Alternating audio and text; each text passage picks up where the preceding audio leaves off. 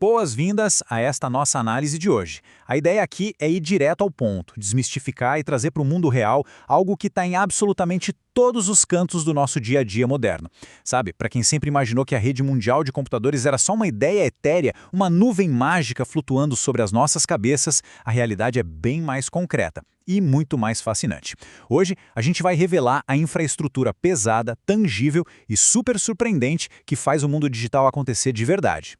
Então, vamos mergulhar de cabeça nisso. A primeira grande ficha que precisa cair é que a internet não tem nada de invisível. Pelo contrário, ela é uma máquina global gigantesca de carne e osso, ou melhor, de vidro e aço. Quando a gente sobe uma foto ou abre um site, essa informação não sai voando pelo ar livremente. Ela percorre cabos reais, cruza edifícios de concreto massivos e depende de uma engenharia mecânica e elétrica que é um verdadeiro absurdo de tão grande. Mas para entender o tamanho dessa máquina, a gente precisa voltar lá na prancheta de desenho. Vamos voltar um pouquinho no tempo, lá para a década de 1960.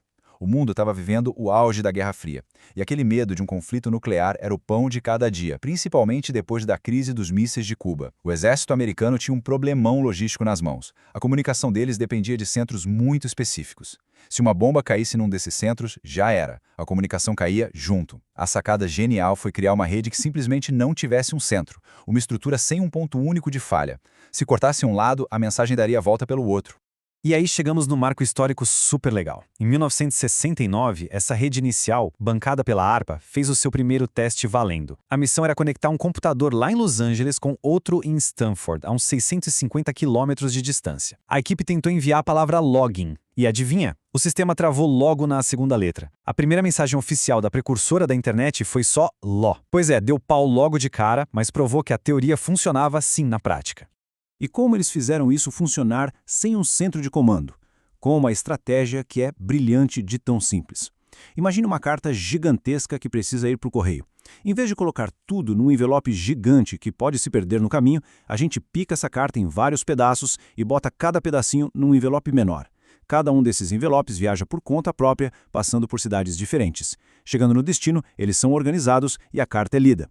Na nossa rede física, esses envelopinhos viajam em milissegundos e a gente chama eles de pacotes de dados. Avançando no tempo e vendo como essa história ganha corpo, a gente sai daquele humilde LON em 69 e vê a infraestrutura dar um salto. Nos anos 80, a coisa saiu dos quartéis e foi para as universidades. Nos anos 90, a gente viu nascer a rede visual que a gente conhece e hoje dependemos quase que 100% de uma teia imensa de fibra ótica. Só que, para essa evolução toda acontecer sem virar uma bagunça, o mundo precisou de um acordo em comum. Um padrão. É que antes de 1983, a coisa era meio caótica. Existiam várias redes separadas, mas elas pareciam pequenos clubes fechados. Uma rede não conseguia conversar com a outra porque as regras, os cabos, os equipamentos, era tudo diferente. A adoção do protocolo TCP/IP mudou o jogo de vez. Ele funcionou como um tradutor universal. Permitiu que todas essas redes isoladas, independentemente do tipo de computador, finalmente falassem a mesma língua. Foi esse aperto de mãos padronizado que juntou os clubinhos numa única e gigantesca rede mundial. Mas claro, essa rede unificada precisava de rodovias muito mais parrudas e rápidas para transportar tanto pacote de dados. É aqui que entra a mágica da física moderna. A imensa maioria dos dados hoje viaja por cabos de fibra ótica. E a gente está falando de fios incrivelmente finos, da espessura de um fio de cabelo, feitos de um vidro absurdamente puro. No lugar de eletricidade, a informação viaja através de pulsos de luz. Isso significa, literalmente, que as nossas fotos e mensagens cruzam o planeta na velocidade da luz. Agora, tem um dado que costuma explodir a cabeça de muita gente. Com tanta antena de celular nas ruas e satélites da Starlink cortando o céu, é normal achar que a internet global está voando pelo ar, né? Que nada! 99% de todo o tráfego internacional viaja fisicamente por cabos deitados no fundo escuro dos oceanos. Os satélites e o 5G são só aquela pontezinha final, o último quilômetro até o celular da gente, mas que logo em seguida já cai de volta para a rede de cabos. E isso mostra como aquele design lá dos anos 60 foi genial. Hoje tem mais de 400 desses cabos submarinos enormes cruzando os continentes. Em 2022, alguns desses cabos no Mar Vermelho foram simplesmente decepados, parece que pela âncora de um navio gigante. E o que aconteceu com a rede? Ela nem piscou. Do mesmo jeito que o GPS recalcula a rota quando tem trânsito, o sistema sacou a fala na mesma hora e redirecionou os pacotinhos de dados por outros caminhos. Certo. Agora que a gente entendeu essas estradas submarinas de luz e vidro, fica uma baita pergunta no ar. Esses milhões de quilômetros de fio não estão soltos por aí. Eles precisam plugar em algum lugar. Se a internet não está na nuvem, e sim cruzando o fundo do mar, onde essa viagem acaba? Onde, afinal, ficam guardados todos os nossos vídeos, nossos áudios e a nossa conta do banco? O destino final da viagem tem nome: Data Centers. E esquece aquela imagem de uma salinha fria no fundo do escritório.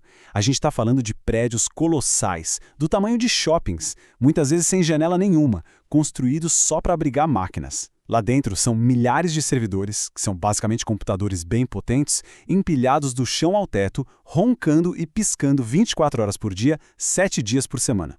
Esses galpões são os verdadeiros cérebros físicos do nosso mundo digital. E o tamanho dessa brincadeira é difícil até de botar na cabeça. Hoje, a gente estima que tem uns 12 mil desses grandes data centers operando a todo vapor espalhados pelo globo. São praticamente bairros inteiros que existem só para garantir que o fluxo de informação não pare um segundo. O tamanho de algumas dessas instalações desafia qualquer lógica.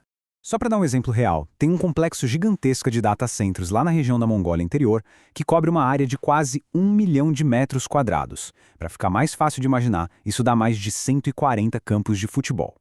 É uma estrutura no nível quase industrial de tão gigante, dedicada 100% a armazenar e processar a nossa vida virtual. Agora, o que chama muita atenção nessa escala absurda é a conta de luz. Máquina ligada no talo o tempo todo gera muito, mas muito calor e precisa de refrigeração pesada o tempo todo. Um único data center gigante pode puxar uns 500 megawatts de energia. Para colocar isso numa proporção real, uma cidade inteira de médio porte, tipo Ribeirão Preto, com todas as suas casas, hospitais e indústrias, consome na casa dos 600 megawatts. É isso mesmo. Um único prédio de servidores bebe quase a mesma energia de uma cidade inteira. É surreal. Mas tem um ótimo motivo para gastar tanta energia assim: redundância. Quando a gente salva um documento importante lá na nuvem, ele não fica guardado em um computador só. Ele é clonado e espalhado por vários datacenters diferentes, muitas vezes em continentes diferentes. Se acabar a luz de um país inteiro e um prédio desses apagar, a informação está sem salva lá do outro lado do mundo, que já puxa a carga de trabalho sem ninguém nem perceber. Só que, como nem tudo são flores, essa evolução acabou criando um paradoxo moderno que dá até um frio na barriga. A imensa maioria dos serviços digitais hoje está nas mãos de meia dúzia de empresas gigantes de nuvem. Isso criou um baita de um gargalo. Quando uma dessas infraestruturas gigantes dá um sussurro, serviços que não têm nada a ver um com o outro caem juntos como dominós. Todo mundo já viu acontecer. Um provedor espirra e o banco, a rede social, o aplicativo de mensagem cai tudo de uma vez só.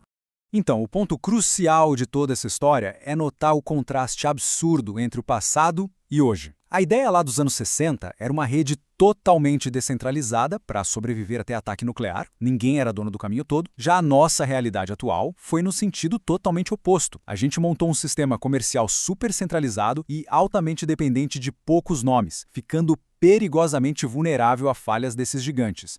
O que nos deixa com um pensamento final bem provocativo. A máquina invisível que conecta bilhões de pessoas por cabos de vidro no fundo escuro do mar é um trunfo absoluto da nossa engenharia.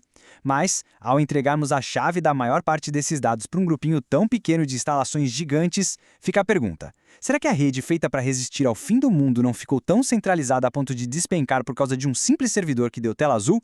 É algo para se ter em mente na próxima vez que aquela barrinha parar de carregar do nada. Deixe seu like se gostou do vídeo. Inscreva-se se não for inscrito ainda. Não esqueça de ativar o sininho para receber as notificações de novos vídeos. Até a próxima!